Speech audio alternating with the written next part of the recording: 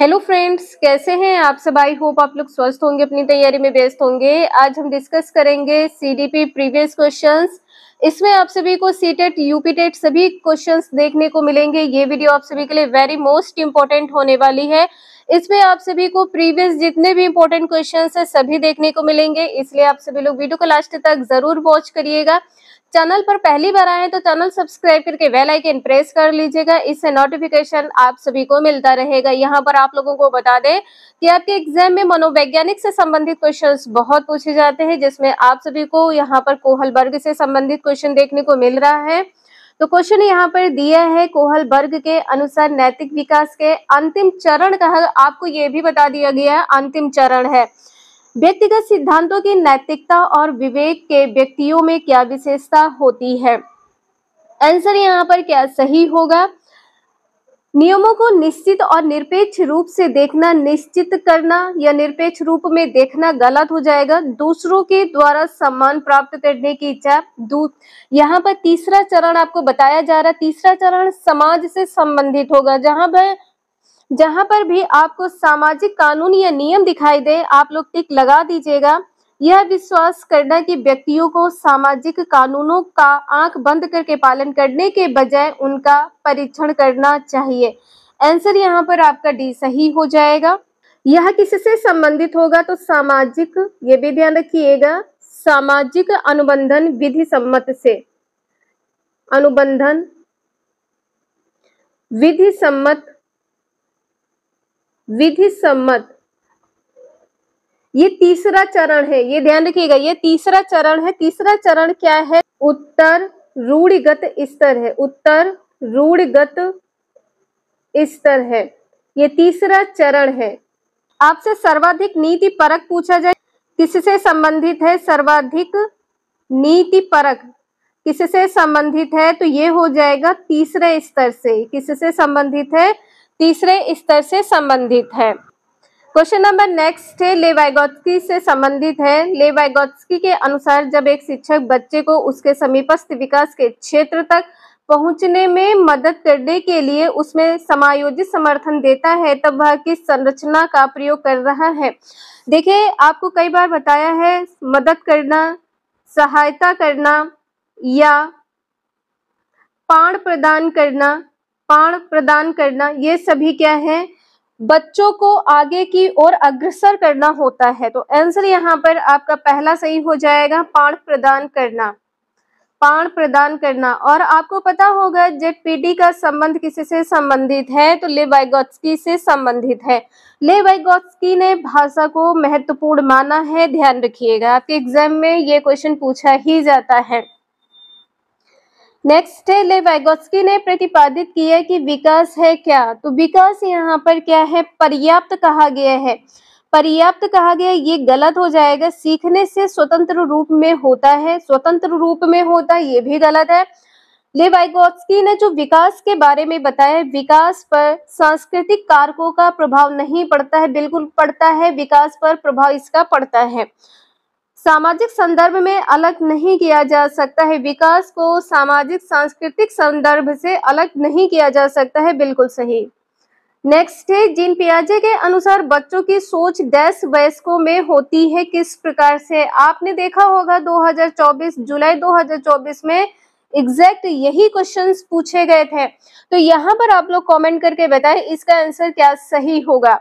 यहाँ पर कहा है गुणात्मक रूप से भिन्न होते हैं, जो बच्चों की सोच होती है वो गुणात्मक रूप से भिन्न होती है, आप इसे मेजर नहीं कर सकते। मात्रात्मक रूप से भिन्न होती है, ये गलत हो जाएगा। यहाँ पर आंसर आपका पहला सही है, बी यहाँ पर गलत है, पहला आंसर सही है। कम या बेहतर होती है, ये भी गलत है। नेक्स्ट है, कोहलबर्ग के नैतिक विकास के किस चरण में व्यक्तियों का मानना है कि नियमों में आपसी समझौते शामिल होने चाहिए और व्यक्ति के अधिकारों की रक्षा की जानी चाहिए। यहाँ पर संपूर्ण समाज की बात की गई है और आप लोगों को पता होगा कि जब भी समाज की बात की जाती है तो यहाँ पर क्या हो जाएगा, सामाजिक अनुबंधन अभिविन्यास हो जाएगा। और यदि आपसे यह स्तर पूछा जाए यह कौन सा स्तर है तो यह तीसरा स्तर है। कौन सा है, तीसरा स्तर है। और यह तीसरा स्तर कौन सा है तो यहाँ पर ध्यान रखिएगा, उत्तर रूढ़िगत स्तर है, उत्तर रूढ़िगत स्तर है। और यदि आपसे इसमें ये पूछा जाए कि चरण कौन सा है, चरण और स्तर दोनों अलग होते हैं, यहाँ पर ये स्तर हो जाएगा। चरण यदि पूछा जाए कौन सा है तो यह चरण इसमें दूसरा हो जाएगा। इसमें चरण कौन सा होगा तो यह दूसरा चरण होगा। सजा और आज्ञाकारिता के बारे में पूछा जाए तो क्या हो जाएगा, सजा से बचने के लिए या दंड से बचने के लिए, तो यह हो जाएगा पूर्व परंपरागत स्तर। पूर्व परंपरागत स्तर हो जाएगा। स्तर यह कौन सा है तो स्तर यह पहला है, पहला स्तर है। लेकिन यहाँ पर चरण आपसे पूछा जाए कौन सा है तो चरण दूसरा है। चरण और स्तर ध्यान रखिएगा। कोहलबर्ग ने 3 स्तर दिए हैं और चरण 7 है। 3 स्तर, चरण 7 है। आपके एग्जाम में क्वेश्चंस यहीं से सबसे ज्यादा पूछे जाते हैं। नेक्स्ट है, लेव वाइगोत्स्की ने डैश सिद्धांत में प्रस्तावित किया है कि सीखना ज्ञान के सह निर्माण की प्रक्रिया है। सह निर्माण की प्रक्रिया है, यह किससे संबंधित है। जब भी लेव वाइगोत्स्की की बात की जाती है तो आंसर क्या सही होगा, सामाजिक सांस्कृतिक सिद्धांत, जेडपीडी। ये बार बार आप लोगों को इसलिए बताया जा रहा है कि यहाँ से क्वेश्चन आपके एग्जाम में छपते ही हैं। जेडपीडी कहें या पाण कहें या सहारा कहें, सहारा सहायता बच्चे को आगे बढ़ाने में मदद करता है, बच्चे को आगे बढ़ाने में मदद करता है। नेक्स्ट है, निम्न में से क्या लेव वाइगोत्स्की के सिद्धांतों का उपयुक्त कक्षागत निहितार्थ है, ये बताना है क्या सही होगा। यहाँ पर अगर आपको पता हो आप लोग कमेंट करके जरूर बताएं। यहाँ पर कहा गया है बच्चों से अपेक्षा रखनी चाहिए कि वे पूर्ण रूप से खुद से चीजों को खोज पाए। पूर्ण रूप से खुद से ही चीजें खोजना ये गलत हो जाएगा। बच्चे को जब तक आप बताएंगे नहीं, बच्चा कैसे समझेगा, कैसे वो चीजों को खोजेगा, तो ये तो गलत हो जाएगा। बच्चों में वांछनीय व्यवहार को बढ़ावा देने के लिए उन्हें इनाम देना चाहिए। यहाँ पर वांछनीय व्यवहार को बढ़ावा देने की बात की गई है, उसके लिए आप बच्चे को इनाम देंगे तो उसको यहाँ पर एक प्रकार का लालच दे रही है। यदि आप ये करेंगे तो हम आपको इनाम देंगे, नहीं करेंगे नहीं देंगे, तो इससे बच्चा डिमोटिवेट होगा। ठीक, बच्चा उस कार्य में आगे अपना मन नहीं लगा पाएगा। तो ये जरूर ध्यान रखिएगा कि बच्चे को हर छोटी चीज के लिए इनाम नहीं देना है। बच्चों में अवांछनीय व्यवहार को कम करने के लिए सजा देनी चाहिए, ऐसा भी आपको नहीं करना है। किसी भी बच्चे को सजा नहीं देनी है, उसके व्यवहार को, अवांछनीय व्यवहार को कम करने के लिए कभी भी बच्चे को सजा नहीं देना है। यदि बच्चा कक्षा में किसी भी प्रकार का अवांछनीय व्यवहार करता है, जैसे लड़ाई झगड़ा करता है, बच्चे को परेशान करता है, तो आप उसे बड़े प्यार से समझाएंगे, बताएंगे कि ये क्लास है, इसमें आपको इस प्रकार से नहीं रहना चाहिए या नहीं करना चाहिए। बच्चों का सीखने में मार्गदर्शन व सहायता करनी चाहिए। बिल्कुल, आपका आंसर यहाँ पर डी सही हो जाएगा। नेक्स्ट है, रोमा जसप्रीत को एक क्रॉसवर्ड पहेली सुलझाने में संकेत व इशारे देकर मदद करती है। जब तक जसप्रीत उसे करने में बेहतर ना हो जाए, रोमा का धीरे धीरे कर अपनी मदद कम करना निम्न में से किसका उदाहरण है।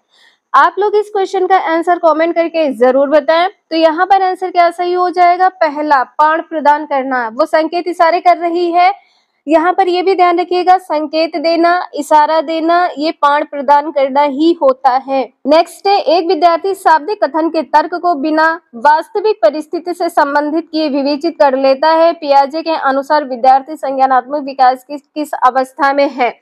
यहाँ पर क्या कहा है, तर्क करना। तर्क करना, यहाँ पर साथ में ये भी कहा गया वास्तविक परिस्थिति से संबंधित किए विवेचित कर लेता है, बिना। तो आंसर आपका यहाँ पर पहला सही हो जाएगा। ठीक है, आंसर यहाँ पर पहला सही हो जाएगा।